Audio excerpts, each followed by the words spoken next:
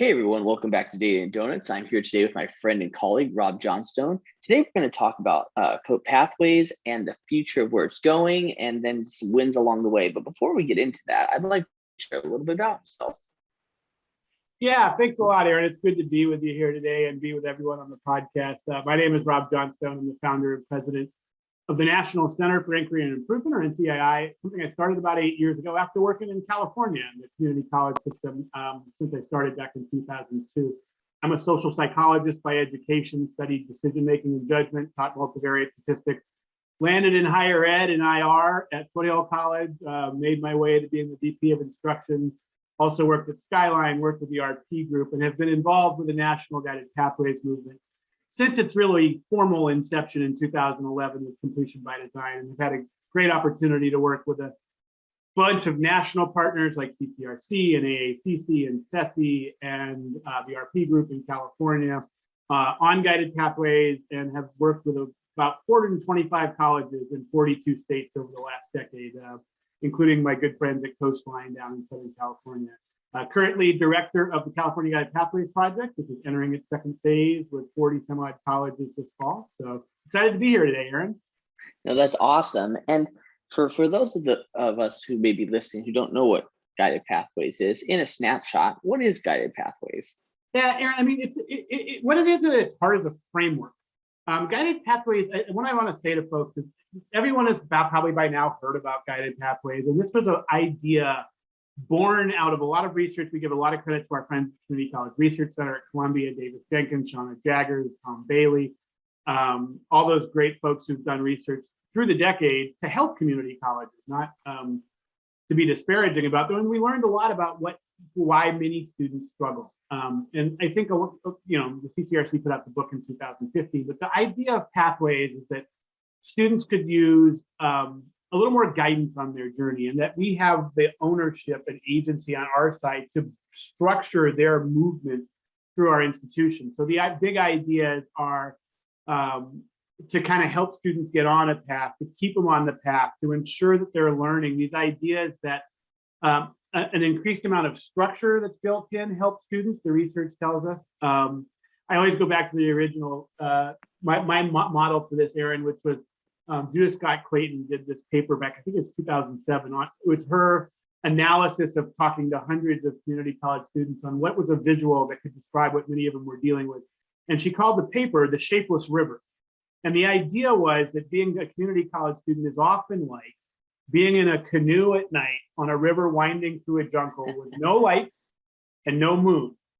You're almost guaranteed to run aground. And once you do, it's really hard to get back on path again. And so it was really a great visual for me. And I think when you look at those big ideas of guided pathways, the idea of starting with the end in mind, knowing that 98% of our students are either trying to enter the workforce directly through a living wage job or transfer and enter the workforce after transfer. And the idea that those two things are separate, they're not. Transfer is just a path on the way to getting a degree to entering the workforce.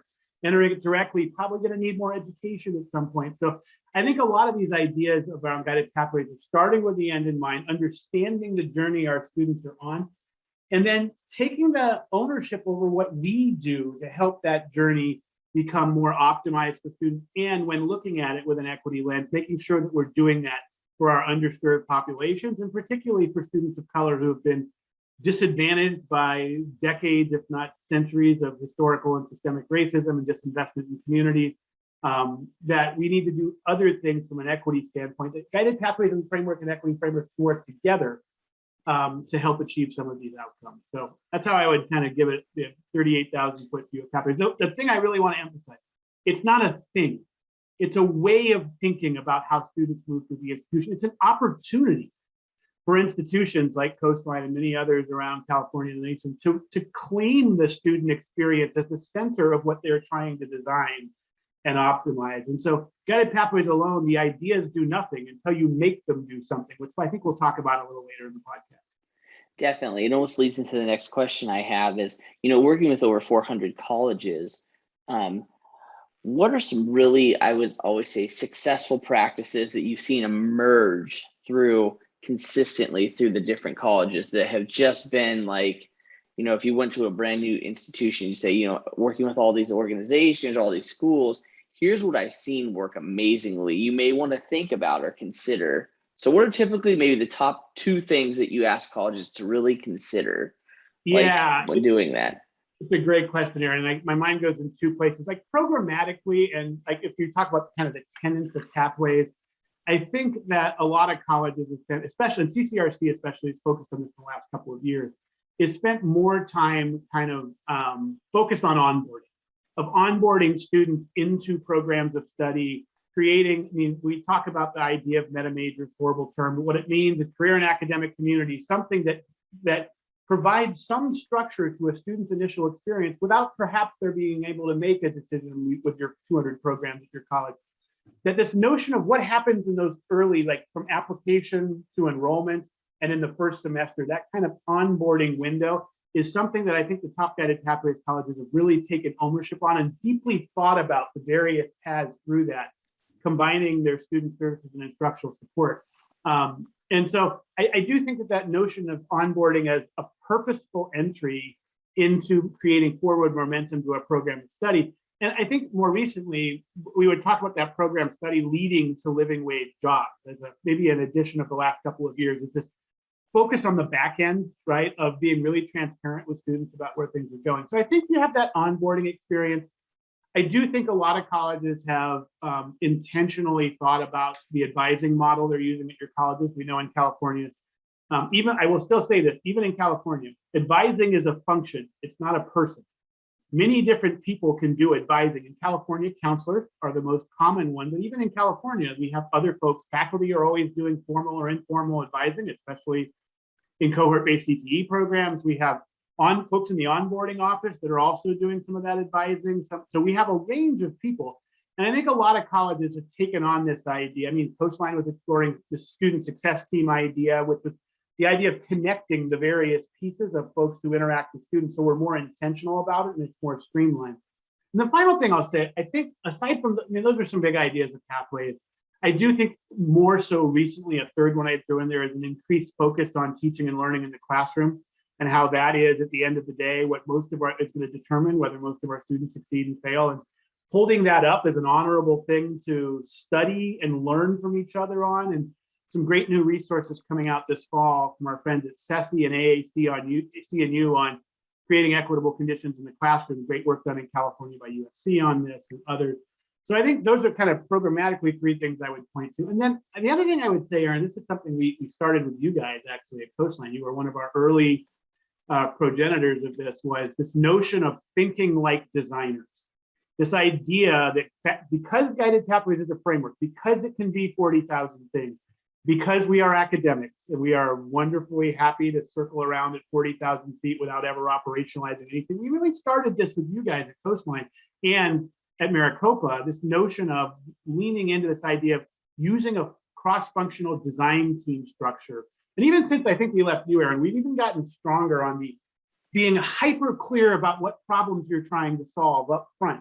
Really thinking about the stages of design, much more like designers do, maybe in industry. I know we don't love industry, but the notion of design, this creativity we can bring to this, bring some structures with it. And so I think when you look at colleges who've gone a long way with this, they've either intuitively done that or they've more, I mean, we've worked with a lot of colleges, including you guys in the last couple of years, where we try to directly help colleges set up design teams, set up design principles, have a start, middle, and end of them, make recommendations that hopefully then move to implementation. So I really think that over the last 6-7 years, as we've done a lot of this work, this notion of having colleges evolve into thinking like designers, and what I would really say it's even simpler, is to become problem-solving institutions, to identify the challenges you want to solve and then work on solving them, because no one else is going to solve.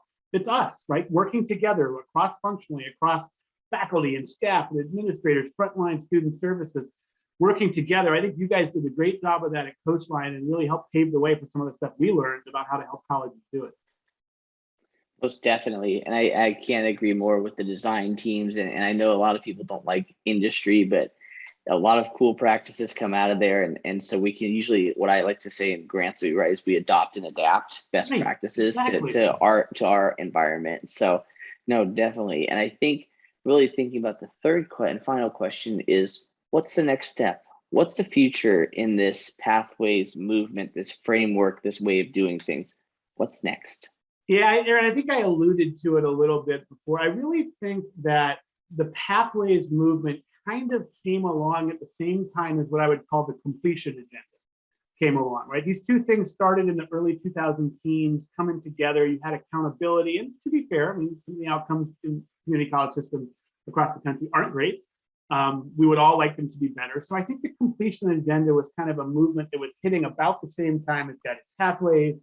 I mean, the dev ed reform movement called Basic Skills in California, it kind of started maybe in the mid 2000s. And so those three things kind of merged, if you will, a little bit. And I would say the thing that happened with that is, and I mean, this idea of starting with the end in mind, Davis Jenkins has been saying this since 2010 about pathways. Like, this is about starting with the end in mind. And that end is entering a living wage job or transfer with junior standing in the major. I think we probably underemphasized how important the post-graduation or post-completion success was as a grounding point.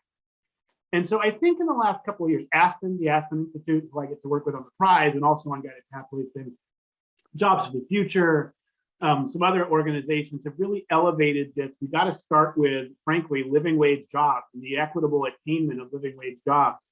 And I think when you start there, it does frame some of the guided pathways things a little differently. I also would say in the last, I mean, guided pathways was born out of the idea that this framework could help create equitable outcomes. I wouldn't say it was an equity movement, right? It was equity adjacent, I think, to use a lot of the terminology, where equity was an idea and a lens with which you looked at things. I think one of the opportunities that colleges across the country, especially in California, have is to kind of merge these movements within the campuses. We have too many places where we work on equity over here and guided pathways over here. And by the way, neither one of them are anything more than frameworks with which to look at the student experience. And so I think this notion of taking a guided pathways framework approach with an equity lens or an equity framework with either is fine, because at the end of the day, you have to actually change the student experience. And the way you do that is with structures and cultures and systems and processes and business processes. So I think the evolution is that the guided pathways is not about the what. It's about the effect of the what you do on the student experience. So we at NCII, and I would say that CESI is a very close partner on this, really lasering in on what's actually changed in the student experience. Like, people have been talking about guided pathways for 10 years. I know some colleges have been working on it for 10 years. But if I'm to ask them what's fundamentally different for a student at your college in fall 21 versus fall 11, sometimes there's not great answers to that. So I think the next step is to, and I'm feeling millennial about this, Aaron, you're younger than I am, but leaning into action. This idea that you have to do things differently, like, you know, the definition of an insanity is doing the same thing over and over and expecting a different result. And when we nudge things on the margin, that's pretty much what we get. And so, I mean, the Deming quote is the other one I always use. Alison Cadwick, who worked with us at Coastline, is a big Deming fan. She would say, give Deming's quote, every system is perfectly designed to get the outcomes that it has. So we have to fundamentally alter the system. And so this notion of working backwards from the post-success outcomes, I mean, getting an AA degree means nothing unless you apply it.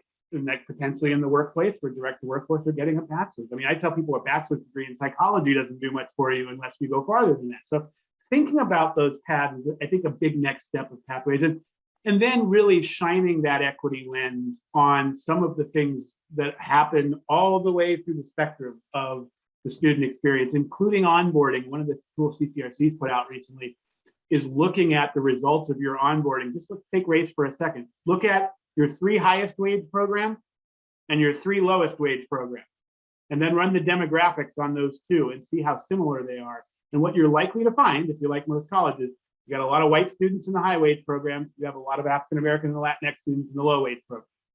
It's not equitable, right? And it's not to say those aren't great programs on both sides, but we need to do things to be more transparent. And I think shine that equity lens pretty strongly on some of the practices we have now. I think you hit the nail on the head with that. Especially, it was interesting at our last working with our president, our new president, to put things together for our college-wide all-college meeting or convocation day. What we really talked about is the transformation, or what we call the evolution of the college, where it was like, I don't know, 10 years ago, the focus was really on access, but then it Right. moved from access at this college to success. And success, we saw our success rates, and we showed the story of being Yeah. like 2 out of 3 students pass the class, now like 7 out of 8. Like our success rates are nearly 80% now, from being low Big deal. 64%. Yeah. And looking at equity gaps that have changed with access, but now have opened up with completion. But now the new focus is, now that we've achieved certain levels of completion and proportionality, equilibriums are actually with groups that are lower, that typically have lower outcomes in those areas. The Black African American students, the Hispanic students, actually achieving higher than the proportionality of the population. That it's really talking about financial independence is the future for us. Right. And that's really, like you said, we want to look at our programs and really had an open conversation with faculty. They're very open to say, does this program lead to this? What, and if it's not going to transfer, is there industry certification or a job waiting for someone? And does that Right. center academic excellence and all that? Those jobs are $80,000, $90,000. You know, that's good. You know, and so many that can fill them quickly, but then transferring them on to 4 years is also the next step. So I think to me that we're in line, and it sounds like the future sounds really bright for not just us, but all the colleges we're working with. And so now it comes to my final, most technical question. What's your favorite donut? Now I gotta tell you, Aaron, I am not a big donut guy, but I know I look like a big guy who would like donuts, but not a big donut guy. However, I will throw out Voodoo Donuts in Portland, Oregon, which is an institution and a staple. If you're on the East Coast, you can actually get them at Universal in Orlando, has a Voodoo outpost. But Voodoo is, as even the non, I think there's probably things in there that are illegal. I don't know. They're very good donuts. And I will throw out there the white cake with the M&M, the mini M&Ms on from Voodoo Donuts. I'm going to Oregon next week to work, so I'm going to make sure I slide by Voodoo in Portland on the way.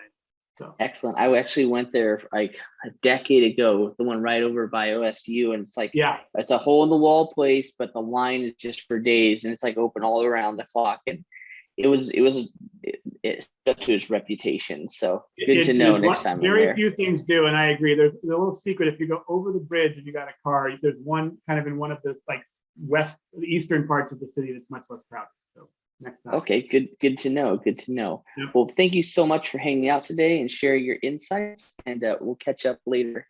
Thanks so much. Thanks so much, Aaron. Goodbye, everybody. Have a good afternoon.